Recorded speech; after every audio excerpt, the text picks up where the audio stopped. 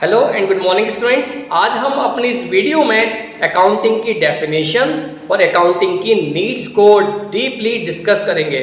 आपको बस इस वीडियो को पूरा देखना है ताकि आपको ये मालूम चल जाए कि हमारी रियल लाइफ में अकाउंटिंग का क्या यूज़ है, उसके नीड्स क्या होते हैं और साथ में अकाउंटिंग की रियल डेफिनेशन क्या होती है, हम आज आपको इस वीडियो में बताने वाले हैं। तो चलिए सबसे पहले हम बात करते हैं कि अकाउंटिंग की नीड्स क्या होती है। तो आपको एक बात मालूम है कि जो बिजनेस का जो सेशन स्टार्ट होता है वो स्टार्ट होता है 1 अप्रैल को, और जो बिजनेस का जो सेशन एंड होता है, मतलब जो ईयर एंड होता है वो एंड होता है 31 मार्च को, जिसको हम बोलते हैं फाइनेंशियल ईयर। फाइनेंशियल ईयर जो स्टार्ट होता है वो होता है 1 अप्रैल को और एंड होता है 31 मार्च को। अगर हमारा फाइनेंशियल ईयर 1 अप्रैल को स्टार्ट नहीं हुआ, वो स्टार्ट हो गया 1 अगस्त को, लेकिन फिर भी जो उसका एंड होगा वो 31 मार्च को ही होगा। ऐसा नहीं है कि 1 अगस्त से लेकर और फिर जो है लास्ट के जुलाई का मंथ काउंट किया जाएगा, ऐसा नहीं है। हमारा सेशन अगर कोई न्यू बिजनेस स्टार्ट हो रहा है तो वो 1 अप्रैल को भी स्टार्ट होता है, मई में भी हो सकता है, जून में भी हो सकता है, जुलाई में भी हो सकता है, अगस्त में भी हो सकता है, लेकिन जो वो फाइनेंशियल ईयर एंड होगा वो एंड 31 मार्च को ही होगा, चाहे उन्होंने अपने बिजनेस को 1 महीने पहले ही क्यों ना शुरू किया हो। तो होप सो ये बात आपको क्लियर हो चुकी होगी। जो फाइनेंशियल ईयर होता है वो 1 अप्रैल को स्टार्ट होता है और 31 मार्च को एंड होता है। अब 31 मार्च को जो बिजनेसमैन होता है वो एक अपनी बैलेंस शीट रेडी करता है, जिसको हम बोलते हैं फाइनेंशियल स्टेटमेंट। जैसे कि आप किसी भी क्लास में पढ़ रहे हो, मान लिया आप क्लास 11th में हैं, तो आपने अपनी स्टडी 1 अप्रैल को स्टार्ट की होगी और आपका रिपोर्ट कार्ड जो रिजल्ट मिलता है वो मिलता है आपको मार्च में, और मार्च में रिजल्ट आने के बाद आपको ये मालूम चलता है कि आपने जो पूरे साल मेहनत की थी फाइनली आपके मार्क्स कैसा है, आपके अच्छे मार्क्स है, आपकी क्लास में पोजीशन आई है नहीं आई, या इस बार आपके मार्क्स बहुत कम रहेगा या फेल हो गए हो, ठीक है ना। तो सेम 31 मार्च को जो कंपनी का जो ओनर होता है या बिजनेसमैन जो होता है वो अपनी एक बैलेंस शीट रेडी करता है, उसको बोलते हैं फाइनेंशियल स्टेटमेंट, या हम उसको सिंपल वे में बोल सकते हैं, उसको बोला जाता है रिजल्ट ऑफ द बिजनेस, ठीक है ना। तो उस बैलेंस शीट को देखकर हम ये आइडेंटिफाई कर पाते हैं कि इस साल कंपनी को प्रॉफिट हुआ या लॉस हुआ, कंपनी की फाइनेंशियल पोजीशन पहले से बेस्ट हुई या फाइनेंशियल पोजीशन और ज़्यादा डाउन हो गई, पिछले साल कंपनी ने कितने सेल्स करी थी, इस बार कितनी सेल हुई है, पिछली बार कंपनी को कितना प्रॉफिट हुआ था, अब कितना प्रॉफिट हुआ, पिछली बार रॉ मटेरियल कितना लगा था, अब कितना रॉ मटेरियल लग रहा है। तो बहुत सारे क्वेश्चंस है, पिछली बार कितना टैक्स पे करना था, अब कितना टैक्स पे करना है, अब फ्यूचर प्लानिंग हमारी क्या होनी चाहिए। तो इतने सारे क्वेश्चंस का आंसर देने के लिए आपको सिर्फ एक ही सॉल्यूशन है, और वो सॉल्यूशन मिलता है आपको फाइनेंशियल स्टेटमेंट से।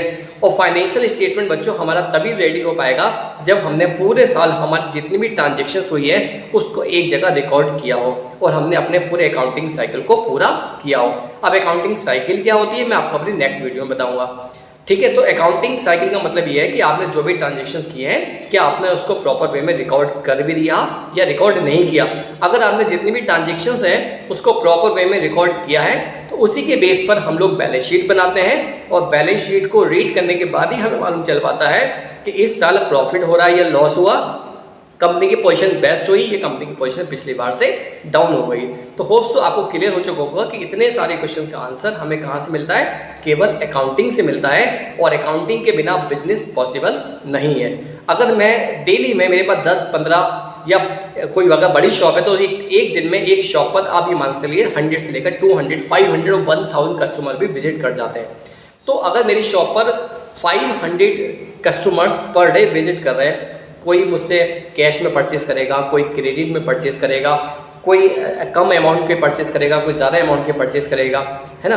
तो इतनी सारी जो कस्टमर ने मुझे पैसे दिए हैं उसको अगर मैं एक जगह प्रॉपर वे में नोट नहीं करूँगा तो मुझे ये मालूम नहीं चलेगा कि एक दिन में मैंने कितने सेल करी है, एक दिन में मुझे कितना प्रॉफिट हुआ है। अब आप सोचिए एक दिन में अगर मेरे शॉप पर 500 कस्टमर्स आते हैं तो जो 10 डेज में मेरे पास कस्टमर हो जाएंगे 5000, और अगर आप 1 मंथ से मल्टीप्लाई करेंगे तो हो जाएगा 15000 कस्टमर, और अगर आप इसकी मल्टीप्लाई करेंगे पूरे साल से तो आप सोचिए 15000 की मल्टीप्लाई जब आप 12 से करेंगे तो हमारे पास कस्टमर हो जाएंगे 1,80,000। होप साहब समझ रहे ना कि 1,80,000 कस्टमर का रिकॉर्ड एक जगह मेंटेन अगर नहीं होगा तो क्या हमारा माइंड इस चीज़ को याद कर पाएगा कि किस कस्टमर से मैंने कितना प्रॉफिट अर्न किया है, पॉसिबल ही नहीं है। तो इतनी सारी ट्रांजेक्शन्स को हमें एक प्रॉपर वे में एक फॉर्मेट को फॉलो करते हुए रिकॉर्ड करना पड़ता है ताकि हम आगे की जो फाइनेंशियल प्लानिंग है उसका डिसीजन ले पाए, हम अपनी बैलेंस शीट बना पाए, हम अपने प्रॉफिट और लॉस को एक्चुअल क्या प्रॉफिट हुआ क्या लॉस हुआ इसको हम समझ पाएंगे। इसलिए आज की जनरेशन के लिए, आज के बिजनेस के लिए अकाउंटिंग बहुत ज़्यादा ज़रूरी है। इसी को बोला जाता है नीड्स ऑफ द अकाउंटिंग।